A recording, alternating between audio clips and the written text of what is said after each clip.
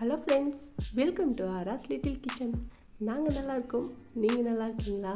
இன்றைக்கி ரொம்பவே சூப்பரான டேஸ்ட்டில் மலாய் கேக் எப்படி செய்கிறதுன்னு பார்க்கலாம்.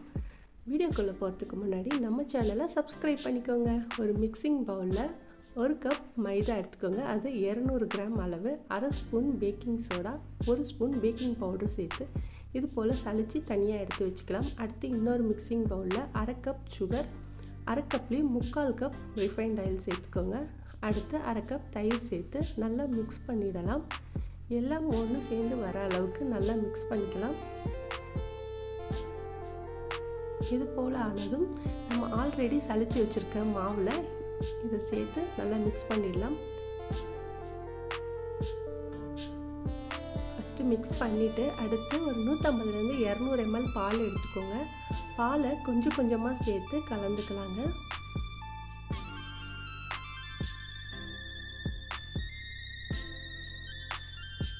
ஒரு மொத்தமாக சேர்த்துடாதீங்க, மாவு தண்ணியாக போயிடுச்சுன்னா கேக் சரியாக வராது.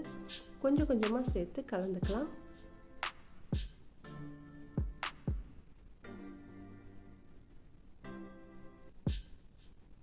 இது போல் நல்லா கலந்துக்கலாம். கட்டி ஏதும் இல்லாமல் நல்லா கலந்து வந்துடணுங்க. மெஷர்மெண்ட் எல்லாமே டிஸ்கிரிப்ஷனில் கொடுக்குறேன், செக் பண்ணிக்கோங்க. மாவை இது போல் கட்டி ஏதும் இல்லாமல் மிக்ஸ் பண்ணி எடுத்து வச்சுக்கலாம். அடுத்து ஒரு பேக்கிங் ட்ரேயில் நான் பட்டர் ஷீட் சேர்த்து ரெடி பண்ணி வச்சுருக்கேங்க. அதில் மாவை சேர்த்துடலாம். சேர்த்துட்டு கொஞ்சம் அப்படியே தட்டி விட்டுக்கோங்க, பபுள்ஸ் எதுவும் இல்லாமல் இருக்கும். அடுத்து குக்கரை ஒரு 5 நிமிஷம் ப்ரீஹீட் பண்ணி வச்சிடலாம். வைக்கும் போது பார்த்து வைங்க, எனக்கே கை சுட்டுருச்சு. குக்கரை வெயிட் போடாமல் மீடியம் ஃப்ளேமில் ஒரு 35-40 நிமிஷம் ஆகும். இப்போ கேக் ரெடி ஆகிடுச்சு. இது போல் ஒட்டாமல் வந்தால் ரெடி ஆகிடுச்சுன்னு அர்த்தங்க. எடுத்து தனியாக வச்சிடலாம், ஆறட்டும். அடுத்து நம்ம கேக்குக்கு தேவையான ரபடி ரெடி பண்ணிக்கலாம்.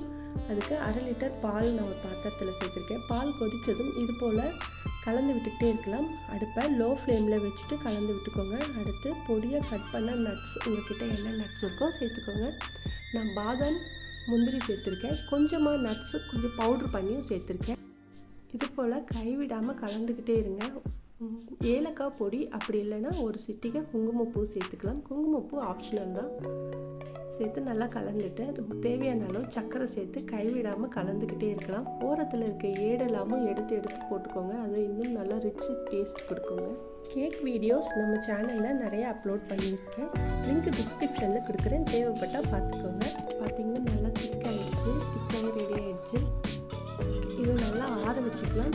கேக் இப்போ ரெடி ஆகிடுச்சு, ஆறி நல்லா வந்துடுச்சு.